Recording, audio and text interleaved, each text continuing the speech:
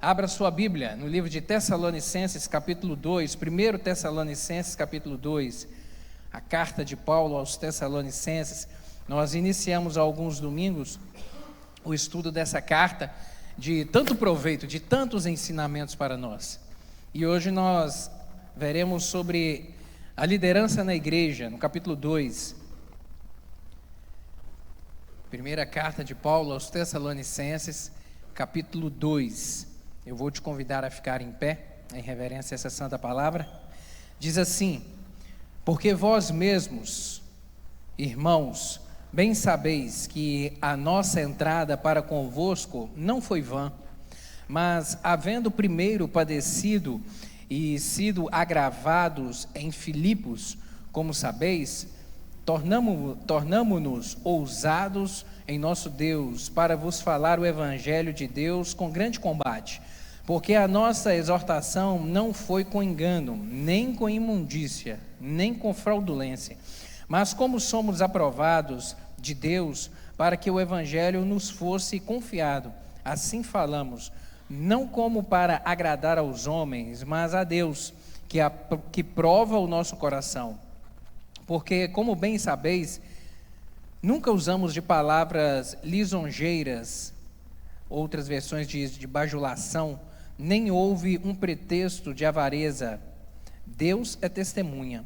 E não buscamos glória dos homens, nem de vós, nem de outros, ainda que podíamos, como apóstolos de Cristo, sermos pesados. Antes fomos brandos entre vós, como a ama que cria seus filhos.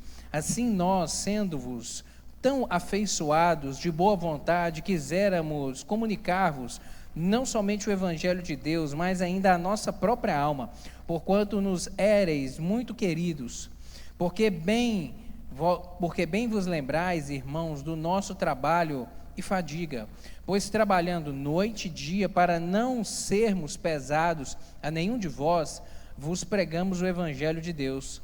Vós e Deus sois testemunhas de quão santa, justa e irrepreensivelmente nos ouvemos para convosco, os que crestes.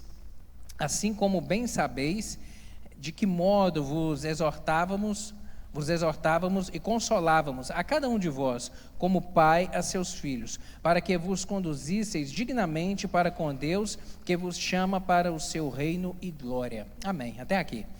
Vamos orar?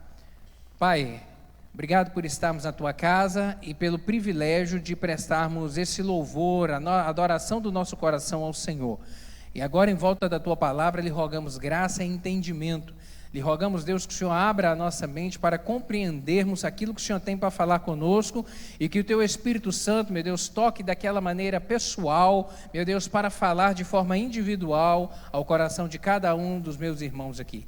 Eu lhe peço, dá-me graça do Senhor para transmitir essa mensagem, eu dependo de Ti, e assim lhe oro, em nome de Jesus, amém. Você pode se sentar, meu querido?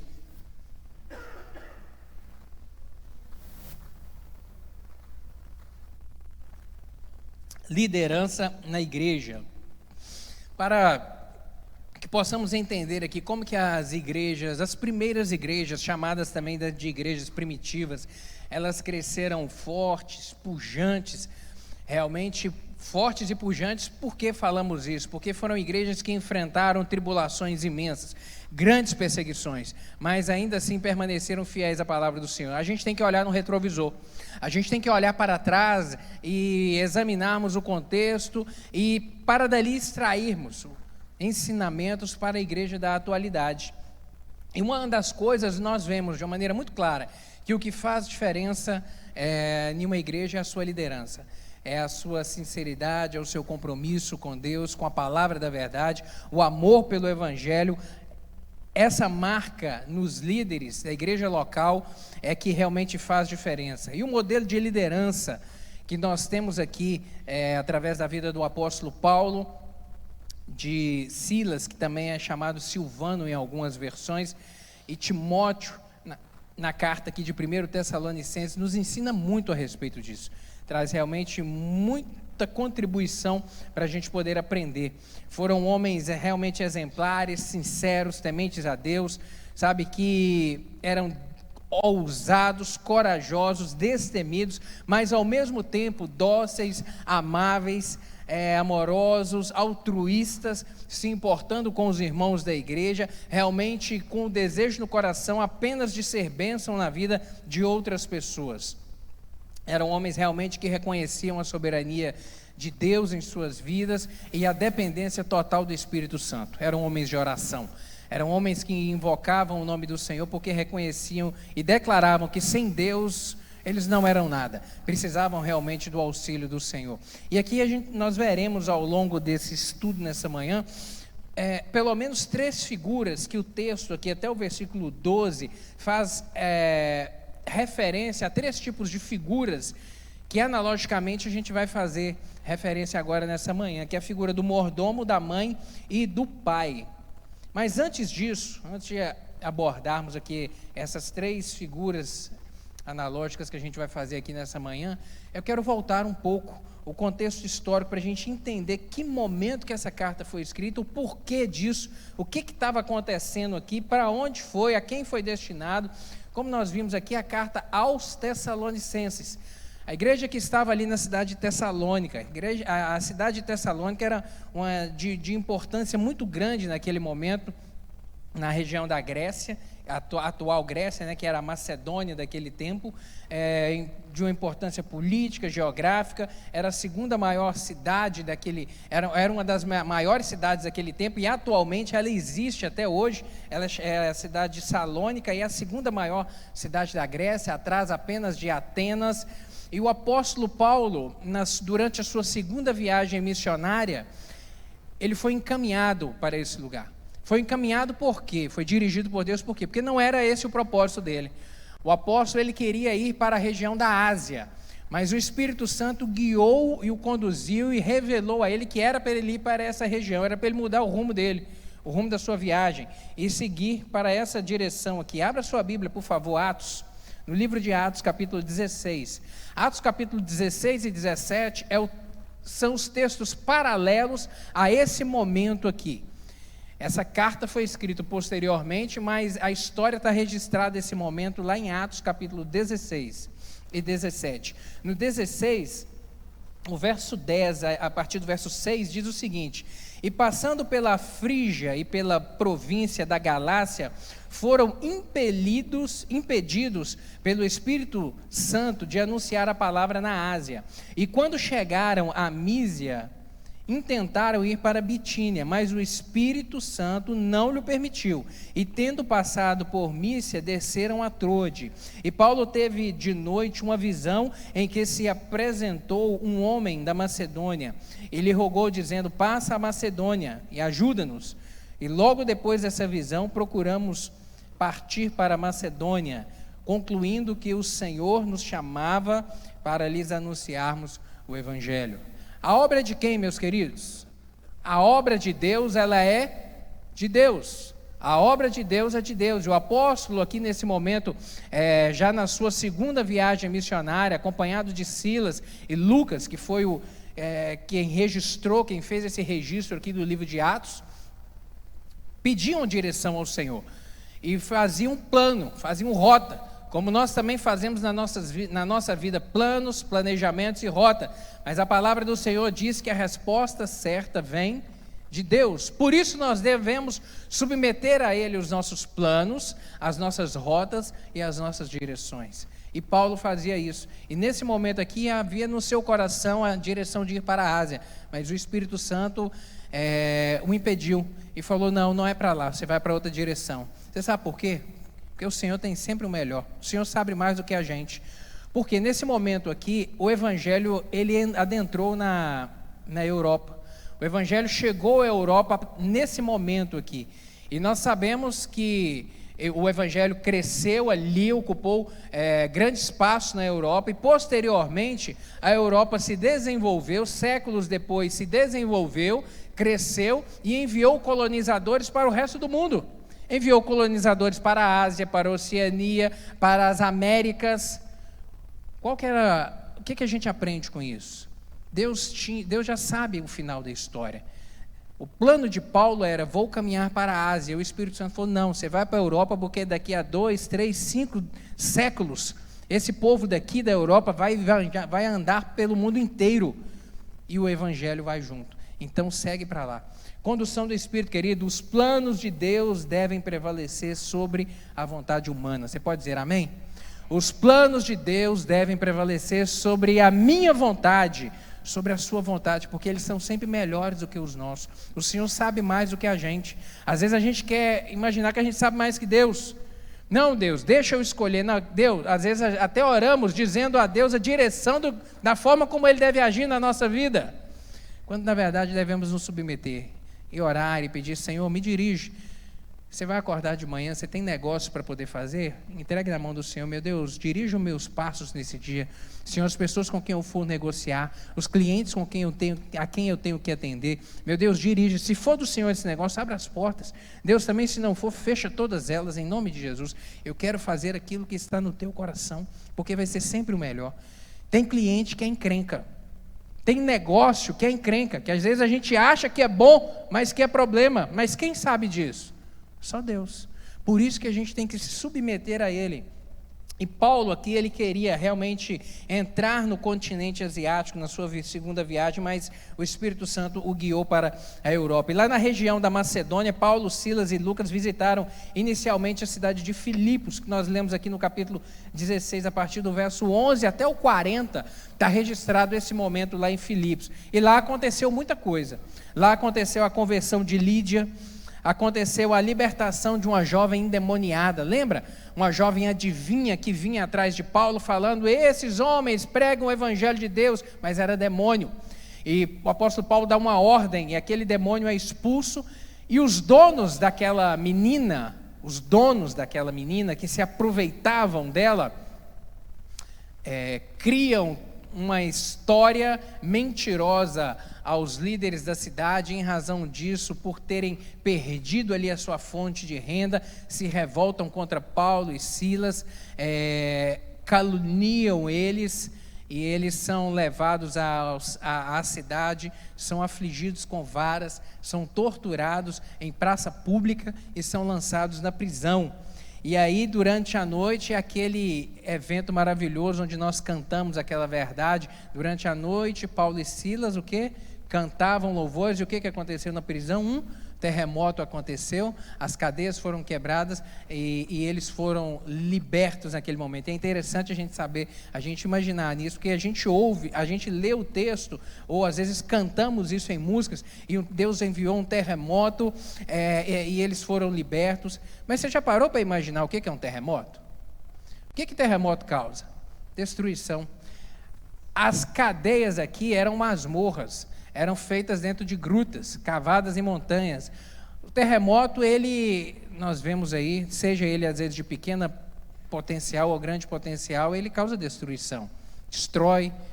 Não tem registro de destruição nessa passagem de Atos, não. O texto diz que um terremoto apenas quebrou porque eles estavam amarrados, eles estavam com os pés no tronco, presos no chão. E o texto diz que o terremoto foi apenas o suficiente para soltar as cadeias que os prendiam e quebrar as grades. Deus manda as coisas na medida certa. Deus manda as coisas na medida certa do que você precisa, querido. Deus não erra, Deus não manda a mais e Deus não manda a menos. Ele manda na medida certa. O terremoto foi na quantidade certa. Aí aconteceu a conversão do carcereiro. No dia seguinte, Paulo... eles foram liberados, mas é aquele momento onde Paulo afirma: ei, mas vocês nos prenderam, nós sendo cidadãos romanos, fomos presos sem o julgamento. E aí os líderes da cidade tiveram que ir lá e pedir desculpas e pedir para eles misericórdia, para eles irem embora com a boca fechada, porque aquilo poderia dar um baita problema, porque o cidadão romano, ele não poderia ser preso sem um julgamento. E Paulo tinha cidadania romana, então era um direito dele que foi ultrajado, esse direito. Isso tudo aconteceu naquele momento ali, do capítulo 16. E a perseguição, ela sempre existiu. Sempre existiu. Mas uma coisa a gente aprende: ela não para a obra de Deus. A perseguição, ela começou contra os cristãos lá no capítulo 7 do livro de Atos, quando nós vemos ali no capítulo 6, no capítulo 7, começando ali contra Estevão sendo acusado injustamente, no capítulo 8, no final do capítulo 7, quando Estevão é apedrejado, no capítulo 8, aí já aparece Saulo pegando cartas e saindo para poder perseguir aqueles que falavam sobre a mensagem do novo caminho, a mensagem do Evangelho. E começou uma grande perseguição em Jerusalém contra judeus. Naquele momento os judeus cristãos saem de Jerusalém e por toda a região onde eles foram, passaram a pregar o Evangelho do Senhor. A perseguição, ela sempre existiu contra a igreja do Senhor. Na verdade, o diabo ele utiliza duas estratégias contra a igreja do Senhor. Duas estratégias. Apenas, ao longo da história nós vemos isso. Apenas. Uma delas é a perseguição. E a outra é o falso ensinamento. A outra é o falso ensinamento.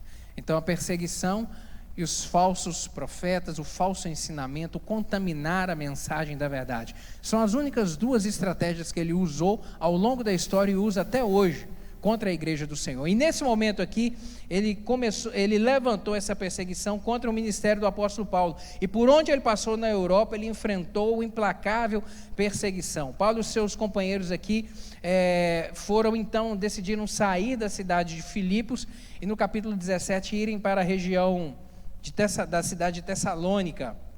Ao chegarem em Tessalônica ali, passaram a pregar o evangelho na sinagoga. E a pregação converteu a muitos, converteu judeus e converteu também gentios, muitos gentios. E essa pregação de Paulo ali, ela tem algumas características. Foi uma pregação realmente centrada na palavra, como ele se portava, revestida de poder, porque eram homens de oração, homens que tinham a presença do Espírito Santo consigo, e marcada por profunda convicção. Convicção de quê? De que esses homens, eles realmente criam naquilo que eles falavam. E eles viviam aquilo que pregavam. E por isso tinham a autoridade do Espírito Santo para poder falar. Mas Paulo permaneceu pouco tempo em Tessalônica, como nós lemos aqui. Ele permaneceu lá aproximadamente 3 semanas apenas. Porque a perseguição, porque os opositores também se levantaram ali. Levantaram para poder contrapor a mensagem da salvação. Repito, querido. O diabo ele não tira férias, e ele vai fazer sempre oposição à obra do Senhor. Volte seus olhos aí para o capítulo 17.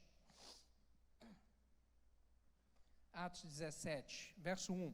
E passando por Anfípolis e Apolônia, chegaram a Tessalônica, onde havia uma sinagoga de judeus. E Paulo, como tinha por costume, foi ter com eles e por 3 sábados disputou com eles sobre as Escrituras, expondo e demonstrando que convinha que o Cristo padecesse e ressuscitasse dos mortos. E este Jesus que vos anuncio, dizia ele, é o Cristo. E alguns deles creram e ajuntaram-se com Paulo e Silas, e também uma grande multidão de gregos religiosos e não poucas mulheres distintas. Mas os judeus desobedientes, movidos de inveja, tomaram consigo alguns homens perversos dentre os vadios e, ajuntando o povo, alvoroçaram a cidade e, assaltando a casa de Jason, procuraram tirá-los para junto do povo.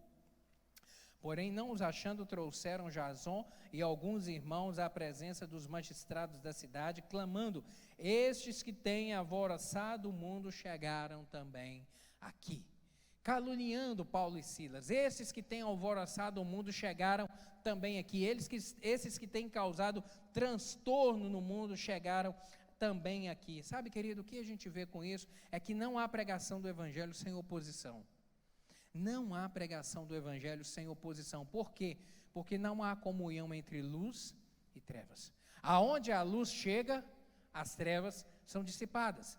Então, a gente não adianta imaginar que o cristão ele vai ser bem aceito nesse mundo. Quem é que governa esse mundo? O príncipe das trevas. Ele que governa esse mundo. E por vezes a gente tem a falsa ilusão de que o cristão vai ser bem aceito, quando na verdade não vai. A sua mensagem vai ser bem aceita, na verdade não vai. A Bíblia diz isso de forma muito clara: não há comunhão entre luz e trevas, entre aqueles que não têm como amar, servir a dois senhores, servir a Deus e servir a Baal, e servir ao mundo. Não há, é impossível. Por isso que a mensagem do Evangelho, ela é rejeitada, ela é repudiada, seja de uma maneira mais suave, ou seja de uma maneira mais agressiva, como há países até hoje que o Evangelho é proibido de ser pregado, como há países até hoje que perseguem cristãos, mas perseguem mesmo, de aprisionar, de se apropriar do seu patrimônio, de colocá-los em cadeias.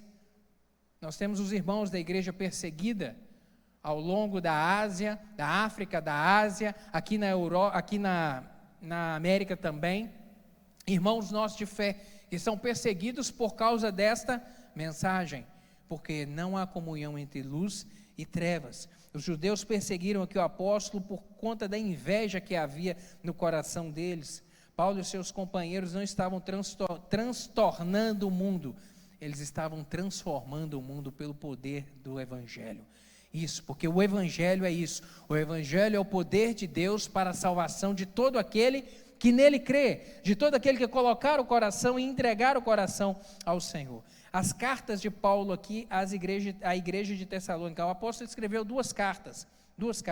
A primeira é essa que nós estamos meditando aqui, as epístolas aos Tessalonicenses. Tanto a primeira quanto a segunda são consideradas como as mais antigas do Novo Testamento. Os registros mais antigos do Novo Testamento são essas duas cartas aqui. Foram escritas aproximadamente no ano 51 a 53, e Paulo possivelmente estava na cidade de Corinto, quando ele escreveu. Por quê? Porque, como nós lemos aqui, durante a segunda viagem missionária, ele passa por Tessalônica, mas ficou pouco tempo ali. Mas esse pouco tempo que ele ficou, houve conversões, e ali ele plantou uma igreja. Ele teve que sair rápido de Tessalônica por conta dessa perseguição, fugir durante a noite, e tempos depois, preocupado com essa igreja, ele envia Timóteo lá para poder ver como estavam os irmãos, para fortalecer os irmãos, para encorajar os irmãos a perseverarem no Evangelho, e ele escreve essa carta justamente para poder ajudar, para encorajar os irmãos de Tessalônica, confirmando os frutos do Espírito, para exortar acerca dos preceitos fundamentais da vida cristã, para que eles permanecessem, para afirmar os conceitos fundamentais da pessoa e da obra de Cristo, para exortá-los também a serem criteriosos ao receberem a mensagem da pregação, ou seja, ser criterioso. É isso que nós veremos um pouco mais aqui na frente, é saber o que você está ouvindo e de quem está ouvindo, qual a mensagem que eles estariam recebendo, e também para corrigir um entendimento equivocado dos Tessalonicenses sobre a questão da volta de Cristo, que naquele momento eles estavam imaginando que Jesus iria voltar já naquela geração, já naquele momento, já estavam aguardando logo ali a volta de Cristo, e o apóstolo vai trazer essa orientação de que não seria naquele momento. E das inúmeras lições aqui que podemos extrair dessa carta, a gente pode destacar algumas. A igreja é de Deus, e Ele é a fonte de todas as virtudes. A igreja é de Deus, a igreja é de Deus. Quem é que plantou a igreja na terra, queridos? Foi Cristo. A igreja é obra de Cristo. Ele disse aos seus discípulos que depois que ele ressuscitou, antes mesmo, mas depois principalmente que ele ressuscitou, ele disse aos seus discípulos, enquanto aqueles 40 dias que ele caminhou aqui na terra: ei, eu vou ao Pai, mas permanecei em Jerusalém, permanecei juntos, até que do alto sejais revestidos de poder. Permanecer junto, era para continuar esse corpo, essa coletividade junto. A igreja pertence a Deus, e é Ele que sustenta a sua obra, Ele é que é realmente a fonte, e dessa fonte é que nós devemos beber e ser alimentados. O Evangelho é o meio de Deus para a nossa salvação, não há outro caminho a Deus senão através de Cristo, e o Evangelho são as boas novas dessa mensagem salvadora, redentora, dessa obra maravilhosa de Cristo, e o testemunho das virtudes cristãs é a evidência da nossa salvação. O que demonstra que nós somos cristãos? O que demonstra que nós fomos lavados e remidos no sangue do Cordeiro? O que demonstra que a gente pertence à família de Cristo? São as nossas marcas. É o que a gente demonstra para as outras pessoas, é a nossa forma de viver, é o nosso jeito de agir. Isso é que vai demonstrar se realmente a gente é da família ou se não é da família de Cristo. Vamos ver aqui agora os atributos de um líder espiritual, porque esse capítulo 2, dessa primeira carta aos Tessalonicenses, vem falar justamente a respeito desses atributos de uma liderança. Então vamos vê-los aqui de uma maneira bem específica. 3 atributos aqui de Paulo que devem realmente ser imitados. Um exemplo que esse apóstolo deixou. Primeiro, um líder espiritual não busca conforto, mas ele busca conversões. Um líder espiritual não busca conforto. Paulo, ele havia acabado aqui de enfrentar na cidade de Filipos, no capítulo 16 que nós lemos de Atos, um momento muito difícil, um momento onde ele foi preso, onde ele foi torturado, onde ele foi maltratado, e aquilo que poderia servir de desmotivação, na verdade serviu foi de combustível para ele. Ele transformou aquele mal em bênção, transformou aquela péssima situação em algo proveitoso para o Evangelho e encorajou a prosseguir e a seguir adiante, a não abandonar a obra do Senhor. Sabe, uma outra coisa que a gente vê também é que um líder espiritual não busca lucro, mas ele busca trabalho. Paulo não foi a Tessalônica para poder tirar proveito das pessoas. Paulo não foi a Tessalônica para poder tirar dinheiro das pessoas. Ele foi a Tessalônica para poder entregar alguma coisa, para poder oferecer alguma coisa àquele povo e não para receber.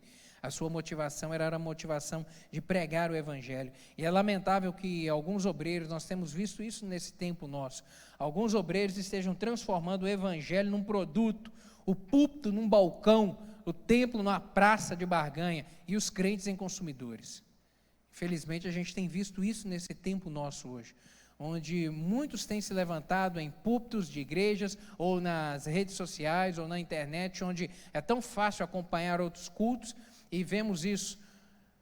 Ao invés da mensagem do Evangelho ser pregada, ao invés da mensagem ser a busca por almas, pela salvação, ao invés de ser uma mensagem que leve fortalecimento, que seja um alimento realmente que gere força, que gere fé na vida e no coração das pessoas, nós vemos se levantar no nosso tempo líderes desejando dinheiro, buscando por dinheiro, transformando a Bíblia em um produto a ser vendido, a mensagem do Evangelho em um produto a ser negociado, a igreja o púlpito sendo transformado realmente num balcão de negócio, onde há uma troca, eu te dou alguma coisa e você me paga pelo aquilo que eu estou entregando. Realmente isso tem sido uma marca vergonhosa dos nossos tempos e tem gerado grande prejuízo para a igreja de Cristo.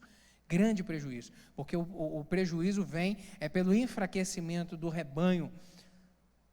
O maior plantador de igrejas da história, o maior evangelista do Novo Testamento, o maior teólogo dos nossos tempos, o apóstolo Paulo, ele foi um homem que terminou sua vida pobre, sozinho e condenado à morte. O homem que depois de Jesus Cristo foi o que mais impactou a face da terra com o Evangelho. Foi o homem que mais alcançou almas. Um homem que terminou a sua carreira pobre, sozinho e condenado à morte, como de fato foi. E acredita-se que foi decapitado. Sabe? E ele ainda, no final da sua vida, que aos olhos secular, ao olhar secular, ao olhar humano, poderia se falar, não, esse homem é um derrotado. Ele vai dizer lá em 2 Timóteo capítulo 4, verso 7, combati o bom combate, acabei a carreira e guardei a fé. Combati o bom combate, fiz o que tinha que ser feito.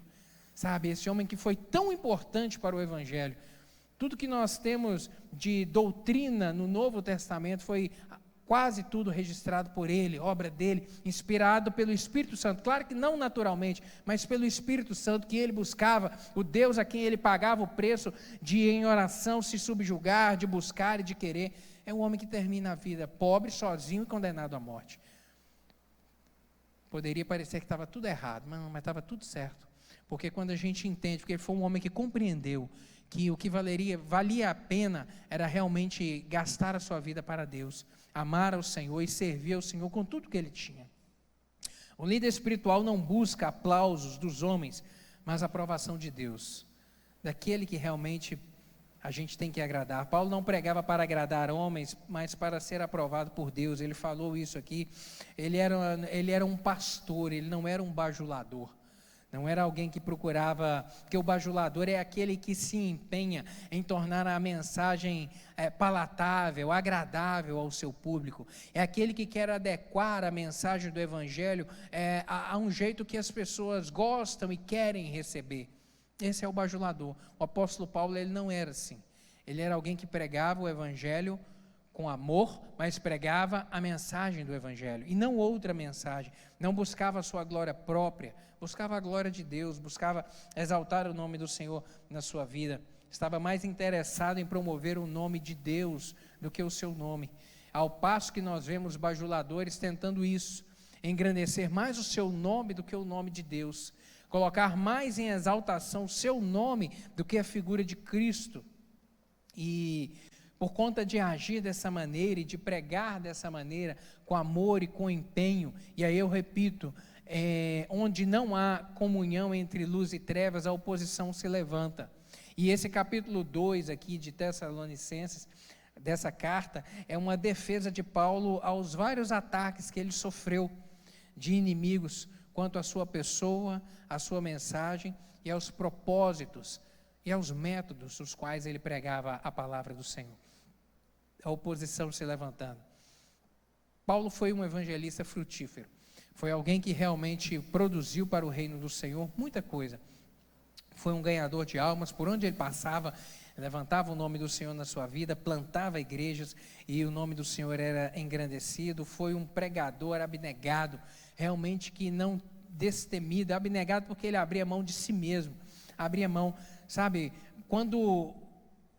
depois daquele evento ali na cidade de Filipos, onde foram torturados em praça pública, com varas, e ali as varas, havia até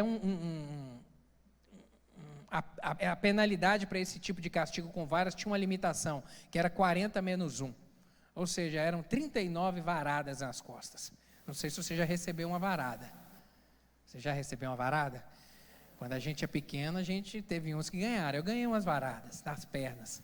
Teve gente que ganhou mais, sabe? Mas dói, não é agradável não, sabe? E a pena aqui era 40 menos 1, eram 39, e não eram dadas com amor, porque a mãe da gente, quando dá varada, dá com amor, né? A mãe dá com amor, sabe? Dá com amor, às vezes... às vezes o amor esfria, né? E bate um pouco mais forte. Nossa, Deus do céu. Às vezes é assim, a gente sabe que ela está corrigindo com amor, mas o amor, às vezes a gente acha que ela esqueceu lá na gaveta, porque, meu Deus, bate sem dó, sabe? Mas aqui era com ódio, essa tortura aqui era com ódio, e imagina só, 39 varadas nas costas, sabe? Realmente era uma tortura tremenda. E depois de passar por isso e de ser preso, o apóstolo de repente poderia se sentir desmotivado, como alguns às vezes, em um momento de oposição dentro do ministério, poderiam querer tirar férias, poderiam falar, não, eu vou deixar isso aqui para depois, não, essa obra está muito difícil, Deus, o Senhor me chamou para um negócio que está muito difícil, eu não quero isso para a minha vida não. Podia ter aberto mão, largado, nós vemos não, a gente vê aqui um homem abnegado, um homem que mesmo depois desse momento difícil, sacode a poeira, levanta e fala, não, eu vou continuar pregando o Evangelho, e segue para frente, para poder seguir aqui para a cidade de Tessalônica, para pregar o Evangelho, e ali enfrentou oposição. Pastor Hernandes Dias, no comentário a essa carta aqui, ele vai dizer que havia quem dizia em Tessalônica, que Paulo tinha ficha policial, e que não era mais que um delinquente que estava fugindo da justiça, e que obviamente não se podia dar ouvidos a um homem dessa índole. Olha só o que falavam desse homem. Por quê? Porque a oposição, querida, ela se levanta. O inimigo ele se levanta para tentar desqualificar de qualquer maneira a mensagem do Evangelho, a pessoa do líder que está sendo porta-voz de Deus ali, a oposição. E Paulo foi um encorajador, nós vemos isso, um encorajador muito sincero, alguém que pregou o evangelho puro, o evangelho genuíno, o evangelho verdadeiro, mas não somente a mensagem pura, mas a mensagem com um coração puro, com um bom propósito, uma boa finalidade. Ele não enganava as pessoas. Paulo não usava da palavra de uma maneira polida para enganar as pessoas com um objetivo de lucro. Não, nós não vemos isso aqui. Ele não empregava métodos desonestos a fim de que as pessoas acreditassem na sua mensagem. Porque às vezes a mensagem ela é pura, mas o método, o meio às vezes é um meio desonesto. Ele não utilizou desse subterfúgio. O método que ele empregou para apresentar a palavra foi um método genuíno. Ele sabia que o resultado da palavra de Deus e do agir do Espírito Santo no coração daquele que aceita essa mensagem é o que produz a salvação.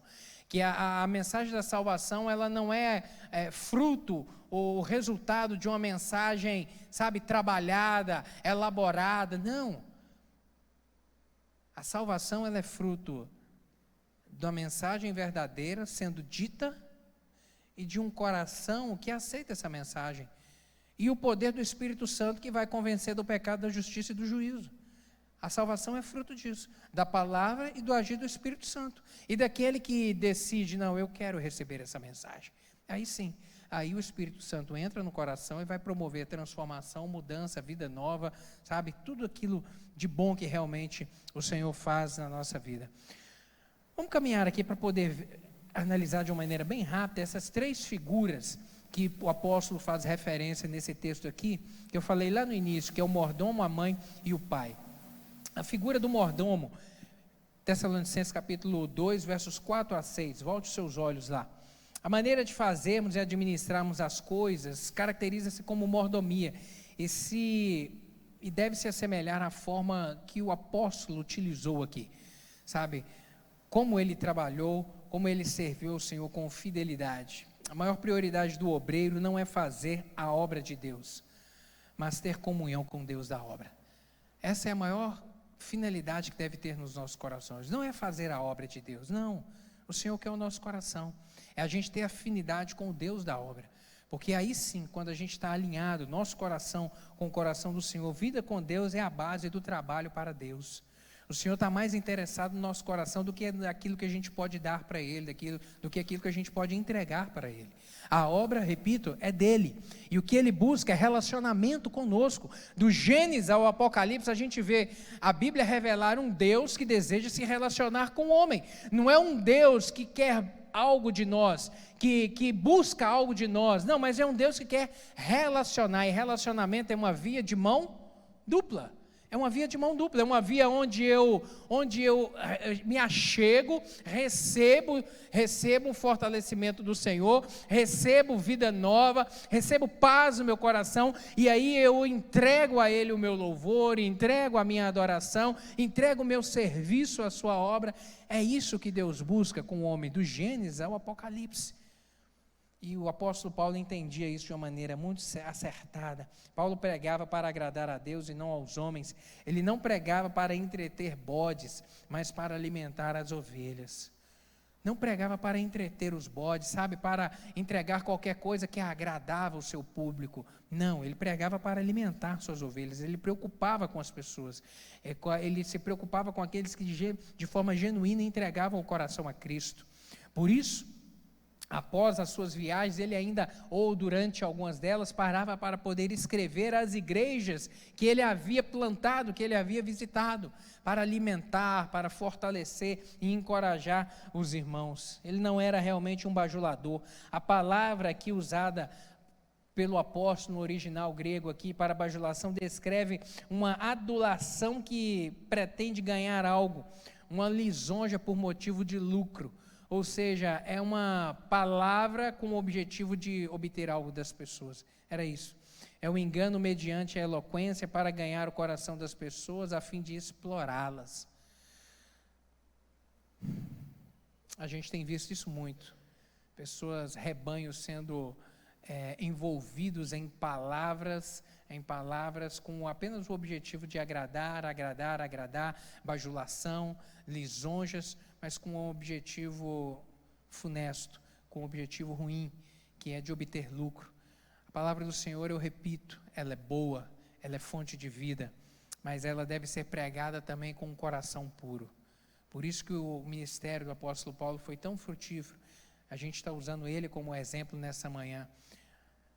Tão frutífero, porque além da mensagem boa que ele plantava com um coração puro, com a mensagem, com motivação pura, com a motivação realmente apenas de agradar ao Senhor. Paulo não buscava lucro, ele buscava salvação, ele buscava realmente ganhar almas para o Senhor. Essa é a figura do mordomo.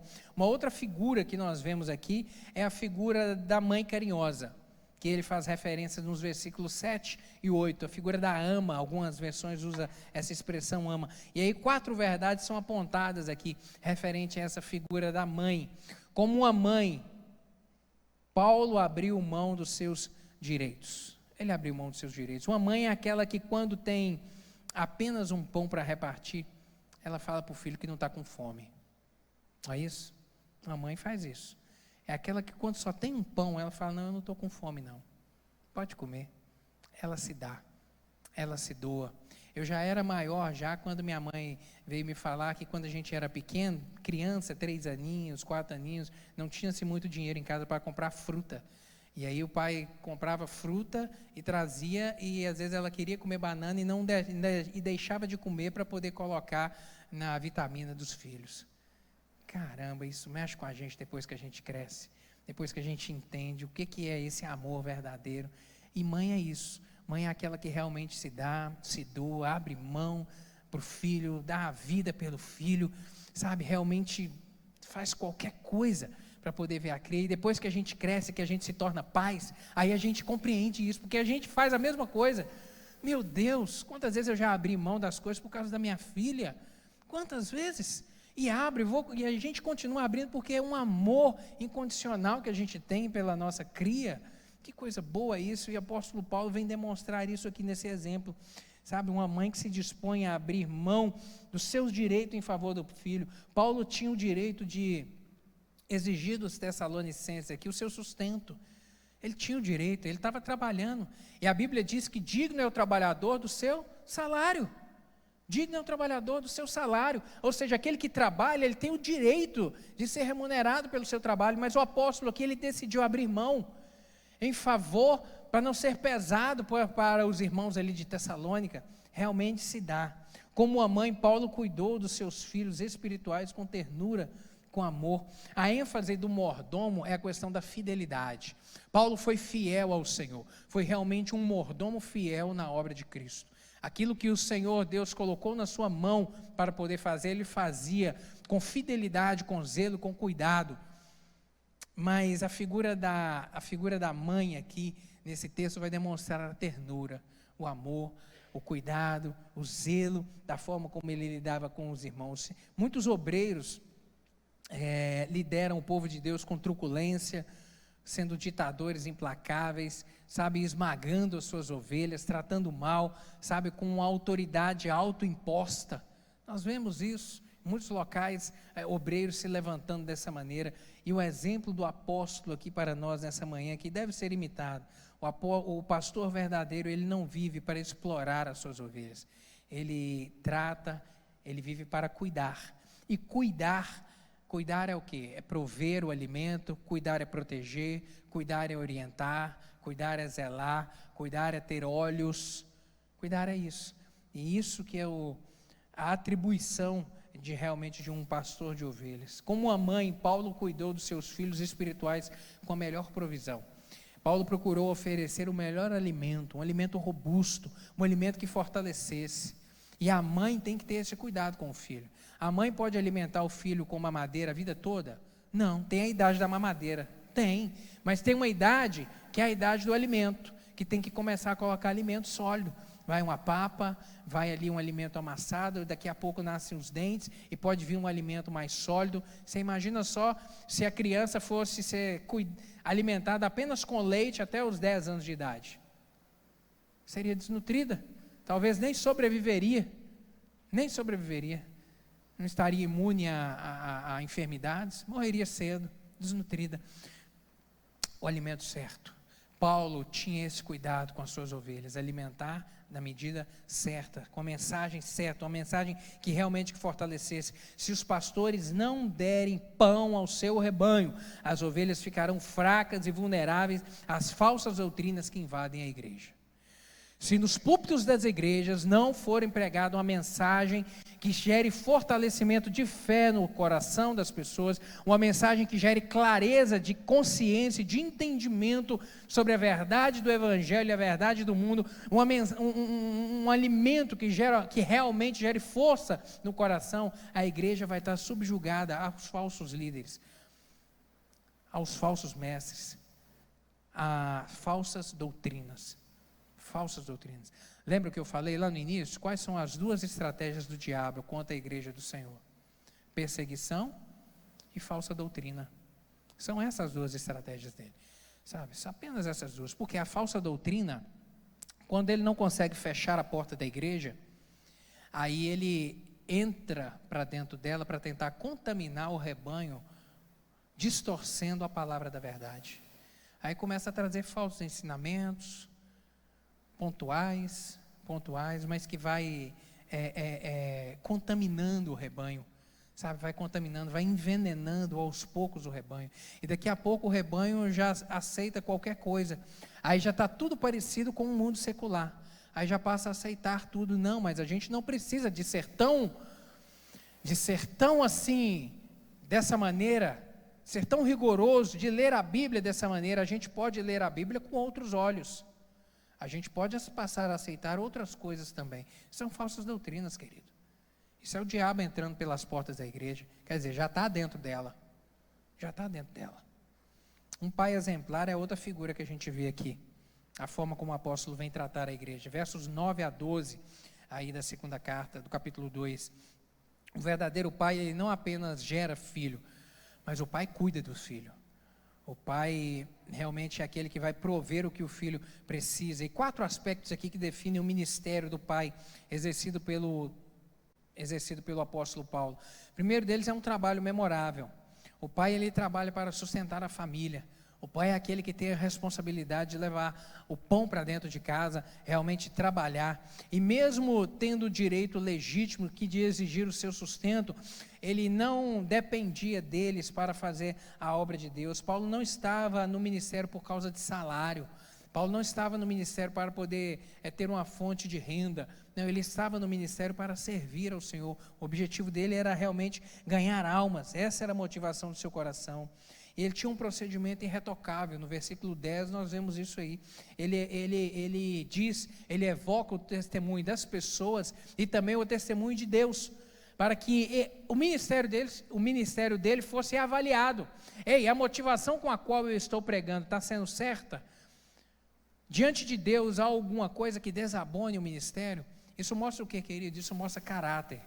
Isso mostra retidão. Paulo viveu uma vida piedosa, uma vida de santidade, uma vida sem dupla face, uma vida que realmente resplandecia a glória do Senhor.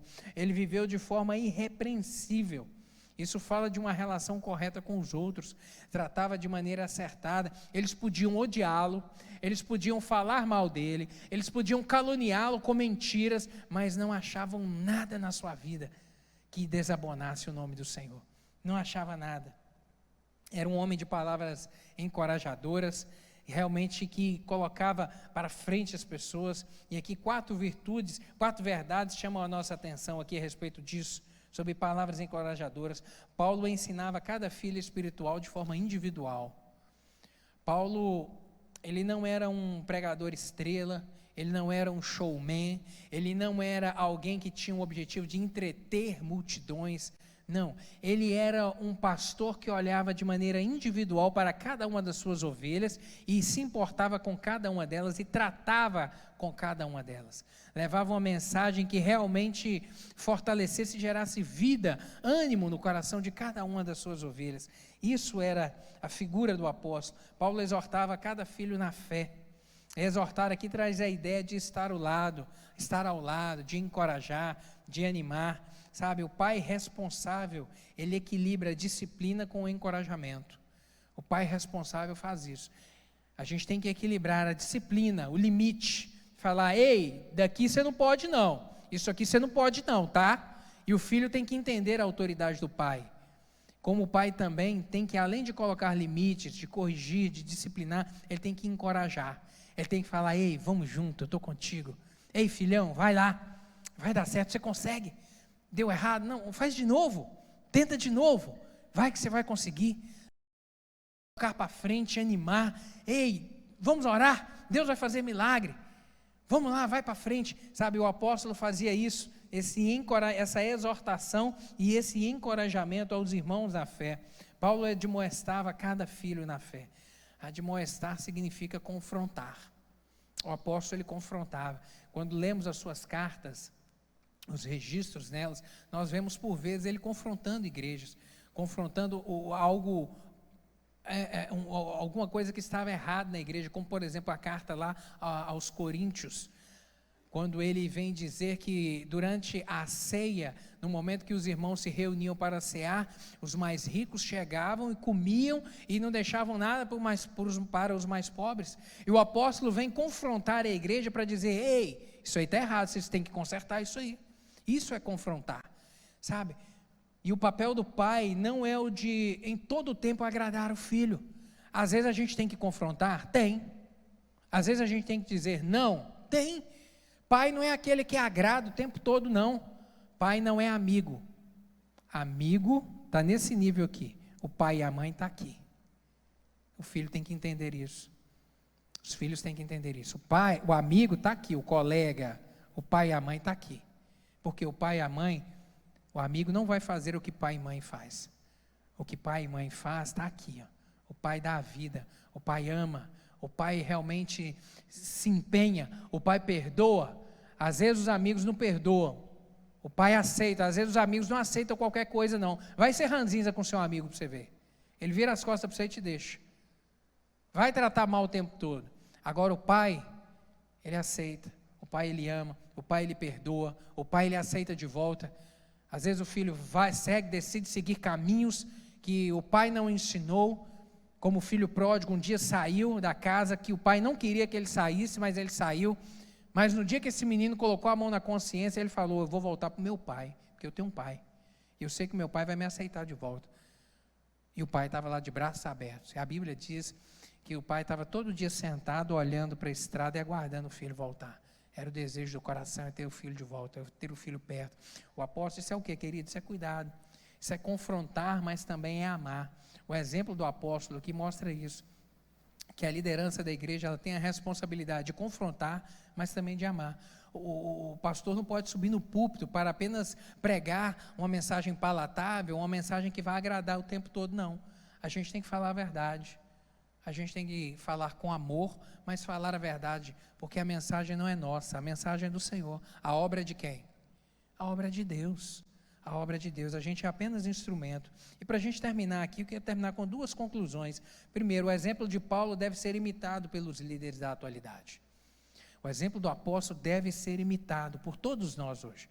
Realmente esse homem foi um homem abnegado, que temeu ao Senhor, que buscou o Senhor, que doou a sua vida pelo Evangelho, para que o Evangelho crescesse o máximo possível. Realmente é um exemplo a ser seguido por cada um de nós. E uma outra verdade, essa mensagem deve ser ensinada à igreja para que ela não seja enganada pelos falsos líderes. Por que você ensina isso então, pastor? Por que ensinar essa mensagem, esse exemplo de Paulo, o que Paulo deixou registrado nesse momento aqui para a igreja? Por que trazer para a igreja um ensinamento uma aula sobre liderança cristã na igreja? Por que ensinar sobre como deve ser o verdadeiro líder? Para que ela saiba quais devem ser as características de um líder de Deus, para que ela não seja enganada por falsos mestres. É por causa disso, querido. Porque a gente está vendo muitos se levantar nesse tempo, muitos. E o próprio Jesus Cristo disse que no final dos tempos, muitos se levantariam no nome dEle, falariam em nome dEle, fariam até mesmo sinais, mas que não tem compromisso nenhum com Ele. eram falsos líderes. Por isso que isso deve ser ensinado, para que a igreja do Senhor, que tem hoje a oportunidade nas suas mãos, através do celular, de acessar tanta coisa, de acompanhar tanta gente falando, isso é uma bênção. A gente se alimenta de muita palavra boa, mas a gente também vê muita gente falando coisas que não deve. Então, como a igreja do Senhor hoje tem acesso a tantos pregadores, a tanta gente falando em nome de Deus, ela tem que saber o que está sendo dito aí é coisa de Deus. As marcas desse que está falando são marcas de um homem de Deus. A motivação com a qual ele está falando, ela está falando, é pura, é do Senhor. É por causa disso, querido. Porque nos tempos do fim, repito, o próprio Senhor Jesus disse, muitos se levantariam em nome dele, muitos, mas para poder enganar, para poder trazer uma falsa mensagem, para poder enganar o rebanho do Senhor.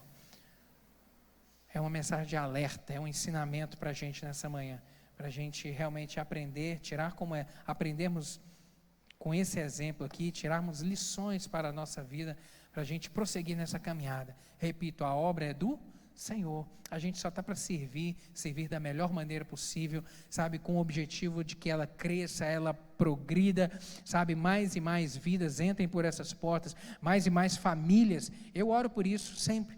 Os homens que estão aqui na quinta-feira, a gente ora por isso toda semana. Senhor, manda gente dos 4 cantos dessa cidade, atrai aqui.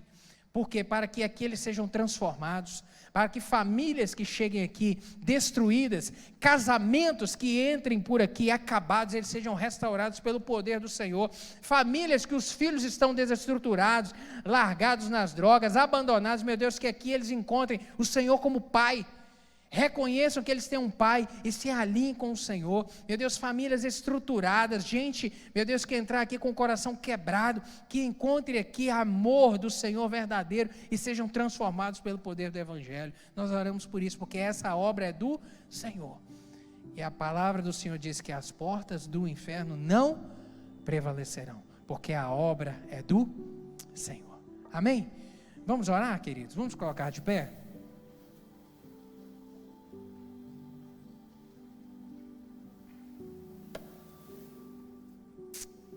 Glória a Deus por esse exemplo. Glória a Deus. Feche seus olhos.